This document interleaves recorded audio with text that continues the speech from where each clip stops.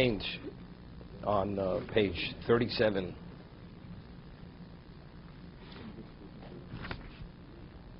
We turn to page 38, just on top. That a person naturally, because of his physical makeup, he has a certain inertia, he has a certain heaviness, because of his earthiness, that he just wants to, a person always wants the easy way out. Doesn't want to be burdened, doesn't want to be bothered. And as a result of this, a person doesn't do things with alacrity. That's why a person procrastinates. Right? Whenever it comes to any pressure situation, something that a person has no interest in doing, he puts it off. Because the nature of a person is not to be activated, not to be motivated. So he says over here on 37, Misha wrote liskos lavodas haboris borach. Person wants to merit to serve Hashem. So she's gaber negative watzmo. Person has to overpower his nature. Vis gaber, vis doris.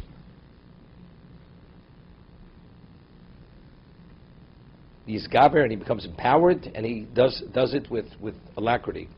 Shemu meiniach atzmo, biyad do so. If a person allows himself to be subject to his heaviness, to his earthiness, vadu shelo yatzliach.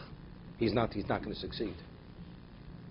V'uma shomer atano havi as kanomer kal kaneshe rotz katzvi gibo kari lasus rotzono viv shemayim. Like every aspect of movement of the person, the fierceness of a leopard, the lightness of an eagle, the swiftness of a deer, and the power of a lion. Chemonu chachomenu zichron levrocho. Badvorat tzrichim chizuk. What needs chizuk? What needs upshoring, strengthening? Torah masam tovim. Gemara says, Torah mas tov tzrichim chizuk. Umikra molihu chazak ve'amatz ma'od. You have to what? You have to be strong, strengthen yourself, and be invigorated to a great degree. Lishma lasos kol haTorah asher tzivcha Moshe avdi. To do the entire Torah that you were commanded by Moshe, my servant. Ki choizek godul tzorech. You need a tremendous amount of strengthening, empowerment. If you want to change your nature, that literally, that it should not dictate to you, but rather you should dictate it, you need a tremendous amount of overpowering, of strength, of conviction. You know, it's interesting. Anything that you want, it's never too difficult. Right? If you want it, but why? Because that plays into your earthiness. The only reason why a person has this laid backness and this inertia is because it's not in sync with who he is. Right? The person who's, let's say, who's a gambler. You tell him there's a bus leaving to Atlantic City 3 in the morning, and they give you $50 in coins to play the slot machines.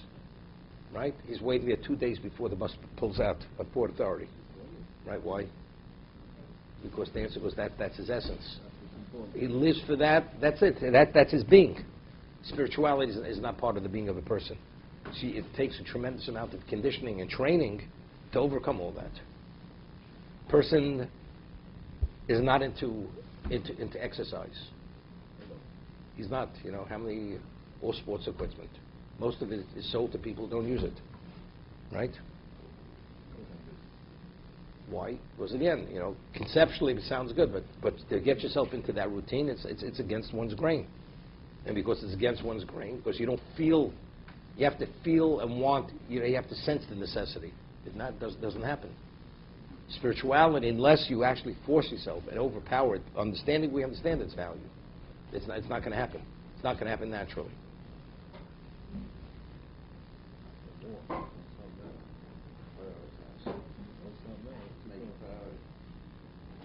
The only way this is possible, you have to have an environment for it.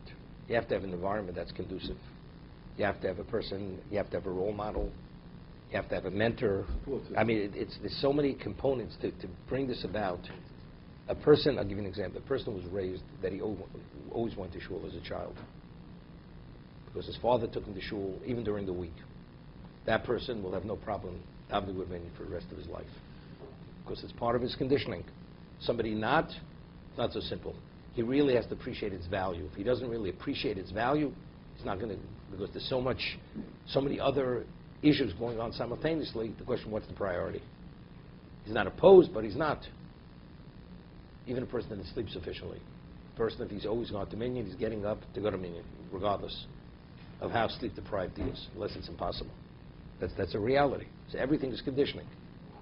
But again, where does it come from? It's the kvedus adam. The heaviness. There's a certain, the earthiness. You weighed it down. Why we're the authority? It's like a person says, I can't get myself going. Right? That's the expression. You can't get yourself going. It's really the environment. The environment you put yourself in. No, it's the environment which is conducive to that. It's huge. Rabbi Soslanda points out, Pedro Chaim Voloshin says it also. Person is studying, learning, you're falling asleep over the sefer.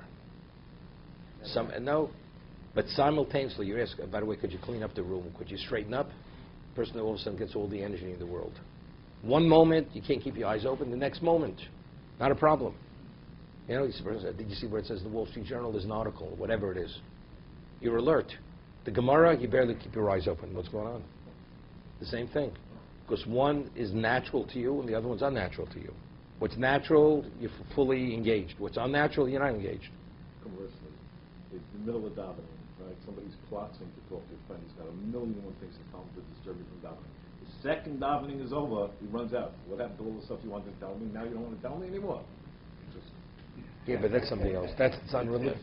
That's unrelated. That's unrelated to what we're talking about. That's unrelated. That's the. sort of biographical. To speak about what has relevance to Nachi. Person all day, all he thinks about is lice. All day. All day. Lice and bed bugs.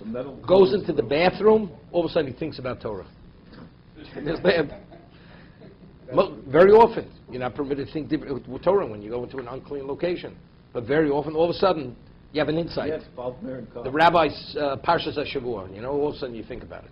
Why then? Why not outside? The same. That's what you're talking about. Okay, let's see the Gemara.